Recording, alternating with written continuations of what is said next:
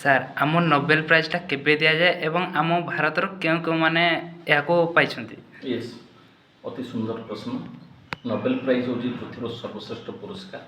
ତେଣୁ ମୁଁ ୱେଲକମ୍ କରିବି ଆଦର୍ଶ କମ୍ପିଟେଟିଭ୍ ଏକାଡେମୀକି ସମସ୍ତଙ୍କୁ, କାରଣ ଏ ଆଦର୍ଶ କମ୍ପିଟେଟିଭ୍ ଏକାଡେମୀ ଆପଣମାନଙ୍କୁ ପ୍ରୋଭାଇଡ଼ କରିବ ଢେର ସାରା ଇନଫର୍ମେସନ୍ କମ୍ପିଟେଟିଭ୍ ଏକ୍ଜାମ୍ ପାଇଁ। ତ ନୋବେଲ ପୁରସ୍କାର ଯେଉଁ ସର୍ବଶ୍ରେଷ୍ଠ ପୁରସ୍କାର କୁହାଯାଉଛି, ସାରା ବିଶ୍ୱରେ ଏହାଠାରୁ ସବୁ ବଡ଼ ପୁରସ୍କାର ଆଉ କିଛି ନାହିଁ। ଏବଂ 1901 ମସିହାରୁ ଆଲଫ୍ରେଡ୍ ନୋବେଲଙ୍କ ନାଁରେ ନୋବେଲ ପୁରସ୍କାର ଦିଆଯାଏ। ସ୍ୱିଡେନ୍ ଆଉ ନରୱେ ସରକାରଙ୍କ ମିଳିତ ଆନୁକୂଲ୍ୟରେ ଏହା ହିଁ ଦିଆଯାଇଥାଏ। ଡିସେମ୍ବର ମାସ 10 ତାରିଖରେ ଏହି ଯେଉଁ ନୋବେଲ ପୁରସ୍କାର ରହିଛି, ସେ ନୋବେଲ ପୁରସ୍କାରକୁ ପ୍ରଦାନ କରାଯାଇଥାଏ। ମାକ୍ସିମମ୍ 3 ଜଣ ବ୍ୟକ୍ତିଙ୍କୁ ଦିଆଯାଇପାରେ। ଜଣେ ବି ଦିଆଯାଇପାରିବ, 2 ଜଣଙ୍କୁ ବି ଦିଆଯାଇପାରିବ, 3 ଜଣଙ୍କୁ ବି ଦିଆଯାଇପାରିଥାଏ। ଯେଉଁ 5ଟି କାଟେଗୋରୀରେ ଆମର ନୋବେଲ ପୁରସ୍କାର ଦିଆଯାଏ 1901 ମସିହା ଠାରୁ, ସେଗୁଡ଼ାକ ହେଲା ଫିଜିକ୍ସ, କେମିଷ୍ଟ୍ରି, ମେଡ଼ିସିନ୍, ଲିଟରେଚର ଆଉ ପିସ୍। କିନ୍ତୁ 1967 ମସିହାରେ ଆଉ ଗୋଟେ ଆଡ଼୍ କରାଗଲା, ଯେଉଁଟାକୁ ଇକୋନୋମିକ୍ସ କୁହାଯାଏ, କିନ୍ତୁ ଦିଆଯାଏ 1969 ମସିହାରେ। କିନ୍ତୁ ଯେଉଁ ଆମର ଡିକ୍ଲାରେସନ୍ ହୁଏ ବିଫୋର୍ ଡିସେମ୍ବର 10, ପ୍ରତ୍ୟେକ ବର୍ଷ ଡିସେମ୍ବର 10 ପୂର୍ବରୁ ଡିକ୍ଲାର କରାଯାଏ। ତ ତା ପୂର୍ବରୁ ପ୍ରଥମେ କହିବାକୁ ଆମେ ଜାଣିବାକୁ ପଡ଼ିବ ଯେ ଆମର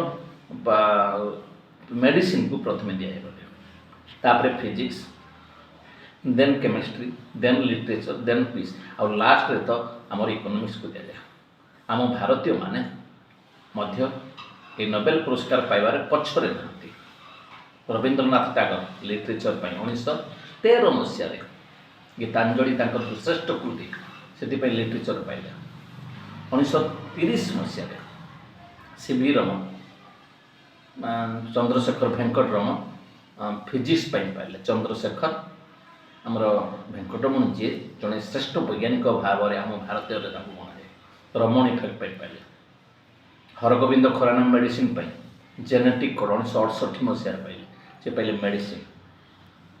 1979 ମସିହାରେ ମଦର ଟେରେସା, ସେ ଯଦିଓ ଆମ ଭାରତୀୟ ନଥିଲେ କିନ୍ତୁ ଭାରତୀୟ ଭାବରେ ତାଙ୍କୁ ଦିଆଗଲା, କାରଣ ସେ ଭାରତର ସିଟିଜେନସିପ୍ ସେହି ସମୟରେ ନେଇଥିଲେ।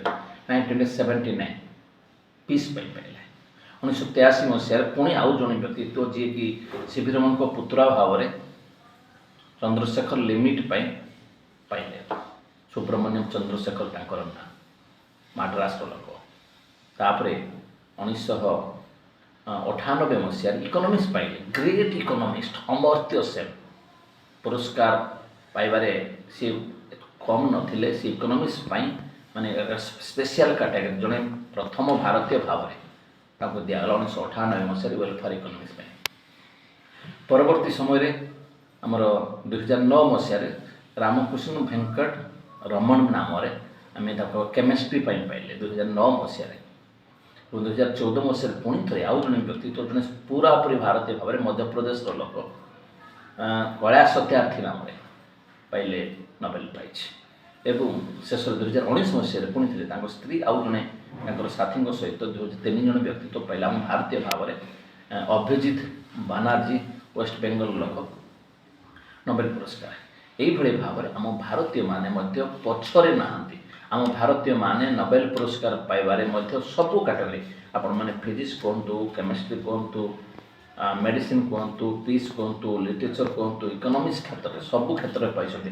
ଫିଜିକ୍ସ ପାଇଁ ତ 2 ଜଣ ପାଇଛନ୍ତି, ଲିଟରେଚର ପାଇଁ ଜଣେ ପାଇଛନ୍ତି, ଇକୋନୋମିକ୍ସ ପାଇଁ 2 ଜଣ ପାଇଛନ୍ତି, କେମିଷ୍ଟ୍ରି ପାଇଁ ଜଣେ, ଆଣ୍ଡ ଆମର ମେଡ଼ିସିନ୍ ପାଇଁ ଜଣେ। ଏଇଭଳିଆ ଭାବରେ ଆମ ଭାରତୀୟମାନେ କ'ଣ ପଛରେ ପଡ଼ିବେ?